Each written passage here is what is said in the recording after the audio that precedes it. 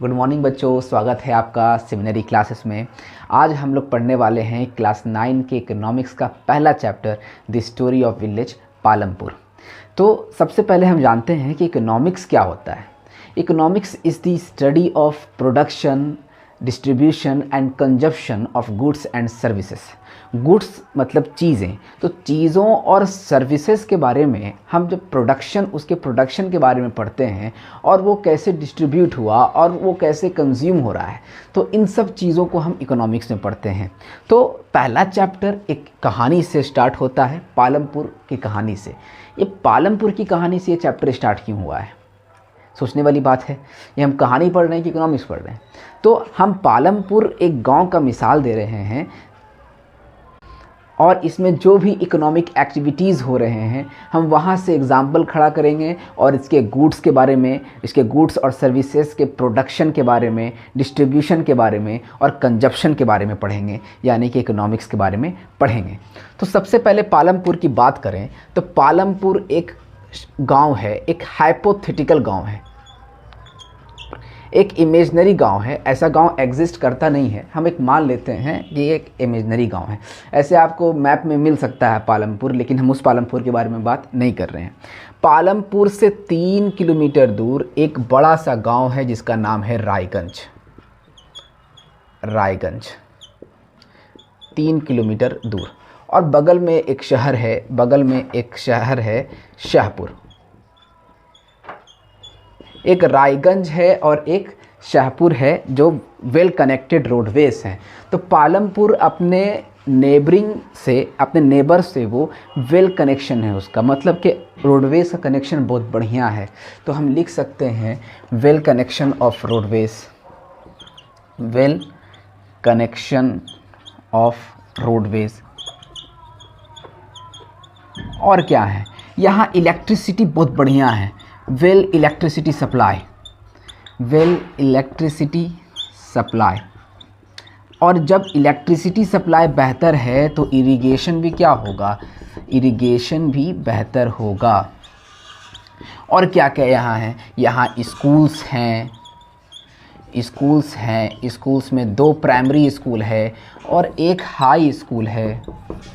हाँ, हेल्थ के लिए यहाँ पर हेल्थ सेंटर भी है। और तो हमें पता ये चल रहा है कि पालमपुर एक प्रॉस्पेरस गांव है, एक बहुत बढ़िया गांव है, यहाँ हर चीज़ मुहैया है, यहाँ हर चीज़ है। तो पालमपुर की हम बात, इसमें 450 फैमिलीज़ हैं, 450 फैमिलीज़। और 450 फैमिलीज़ में 80 फैमिली अपर कास्ट है, 80 फैमिली क्या है, अपर कास्ट है। और क्या है, और 1/3 पॉपुलेशन जो है वो दलित है, 1/3 पॉपुलेशन दलित है। तो हमने यहाँ पर पालमपुर के बारे में समझा कि ये गांव कैसा है, यहाँ रोडवेज कैसे हैं, यहाँ इलेक्ट्रिसिटी सप्लाई कैसा है और यहाँ स्कूल्स कैसे हैं, हेल्थ सेंटर भी है। 450 फैमिली है, 450 फैमिली में 80 फैमिली अपर कास्ट है और 1/3 पॉपुलेशन क्या है, 1/3 पॉपुलेशन SC का है, शेड्यूल कास्ट का है, मतलब दलित हैं। अब हम पढ़ते हैं फैक्टर्स ऑफ प्रोडक्शन के बारे में। तो फैक्टर्स ऑफ प्रोडक्शन की बात करें तो प्रोडक्शन में जब कोई भी फैक्ट्री है, कोई भी इंडस्ट्री है, तो उसमें क्या क्या चीज़ों की हमें ज़रूरत पड़ सकती है, उन सबको हम कहेंगे फैक्टर्स ऑफ प्रोडक्शन। तो सबसे पहला रिक्वायरमेंट क्या है, सबसे पहला रिक्वायरमेंट की बात करें तो वो है लैंड, हमें ज़मीन चाहिए। अब जैसे कि रबर की फैक्ट्री है, तो रबर की फैक्ट्री कहाँ बनेगी, आसमान में बनेगी, उसके लिए ज़मीन तो हमें चाहिए। और दूसरा क्या, हमें लेबर चाहिए।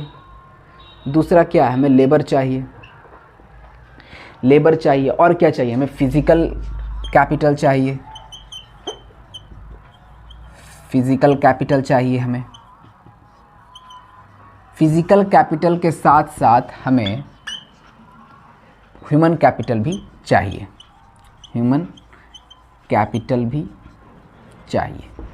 अच्छा, लैंड तो समझ में आ रहा है, लेबर भी समझ में आ रहा है। ये फिज़िकल कैपिटल क्या है, फिज़िकल कैपिटल में आ गया वो सारा इनपुट्स, वो वैराइटीज़ ऑफ इनपुट, सारे इनपुट्स आ गए। ये 2 तरह के हो सकते हैं, फिजिकल कैपिटल्स दो तरह के हो सकते हैं, एक है फिक्स्ड कैपिटल्स, एक है फिक्स्ड कैपिटल और एक है वर्किंग कैपिटल और एक है वर्किंग कैपिटल। फिक्स्ड कैपिटल में क्या आएगा? फिक्स्ड कैपिटल में बिल्डिंग्स आएंगे, मशीनरीज आएंगे, टूल्स आएंगे। फिक्स्ड कैपिटल्स में buildings, machinery and tools that long for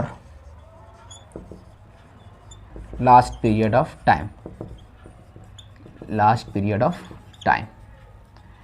fixed capital मतलब कि जो फिक्स है, जो लंबे समय तक रह सकते हैं। तो लंबे समय तक कौन रह सकते हैं? बिल्डिंग्स रह सकते हैं, टूल्स रह सकते हैं और मशीन्स रह सकते हैं। अब वर्किंग कैपिटल जो आएगा और जाएगा, जैसे कि रॉ मटेरियल्स हो गए और money in hand are refer to as working capitals. तो रॉ मटेरियल और हाथ में जो पैसा है उसे हम कहेंगे वर्किंग कैपिटल्स। बात करें ह्यूमन कैपिटल की, तो ह्यूमन कैपिटल में क्या क्या आ सकते हैं?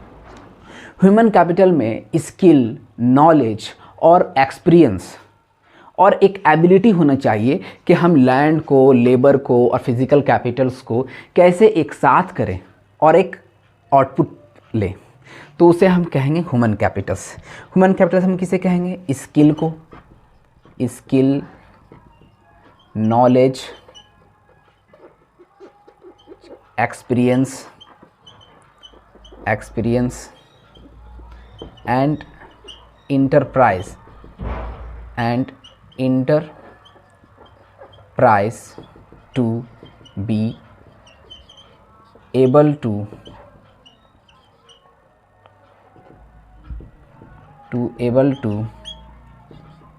put together land, labor, physical capital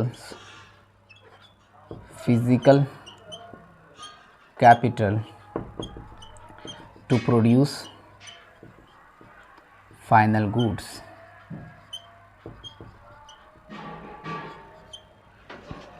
तो ये क्या है? ये ह्यूमन कैपिटल्स हैं। तो फैक्टर्स ऑफ प्रोडक्शंस, कोई भी इंडस्ट्री हमने खोला है तो उसमें हमें कौन कौन सी चीज़ों की ज़रूरत है? तो सबसे पहले हमें लैंड चाहिए, हमें मज़दूर चाहिए, हमें फिज़िकल कैपिटल चाहिए। जितने भी इनपुट होते हैं उन्हें हम फिज़िकल कैपिटल कहेंगे। इनपुट दो तरह के हो सकते हैं। एक इनपुट वो हैं जो लंबे समय तक रह सकते हैं, जैसे कि बिल्डिंग्स हो गए, टूल्स हो गए, मशीन्स हो गए, तो उन सब इनपुट को हम कहेंगे फिक्स्ड कैपिटल्स। और एक वो इनपुट है जो आएगा और जाएगा, जो तुरंत ख़त्म हो जाएगा, जैसे कि मनी इन हैंड, जो पैसे हैं, और रॉ मटेरियल्स, जो कच्चे सामान हैं, उन सब को हम कहेंगे वर्किंग कैपिटल्स। ह्यूमन कैपिटल की बात करें तो जो ह्यूमन के पास स्किल होता है, नॉलेज होता है और एक्सपीरियंस होता है और एक क्षमता होना चाहिए कि वो इन तीनों को, लैंड को, लेबर को और फिज़िकल कैपिटल्स को, लैंड को, लेबर्स को और जितने भी सारे इनपुट्स हैं, वो सब को एक साथ वो पुट करे और उससे एक फाइनल गुड्स हासिल करे, उससे एक प्रोडक्ट हासिल करे। जैसे कि एक हमने क्या किया है, पालमपुर में एक खेत है, तो उस खेत में सबसे पहले, खेत है तो लैंड है और उसके लिए हमें मज़दूर भी चाहिए। कोई भी मान लेते हैं राइस का कल्टीवेशन करना है। फिर फिज़िकल कैपिटल में हमें क्या चाहिए? सीड्स चाहिए। और फिक्स्ड कैपिटल्स में हमें टूल्स चाहिए और पैसे चाहिए और क्या चाहिए? हमें सीड्स भी चाहिए रॉ मटेरियल्स में। और ह्यूमन कैपिटल में कैसे आएगा कि इन सब काम को, इन सब चीज़ों को कैसे कैसे इस्तेमाल करना है, कब प्लफिंग करना है, कब सोइंग करना है, तो इन सब एक्टिविटीज़ को किस तरीके से करना है ऑर्गेनाइज वे में, इसे हम कहेंगे ह्यूमन कैपिटल। तो आज के लिए इतना ही। आगे जानने के लिए जुड़े रहें सेमिनरी क्लासेस से।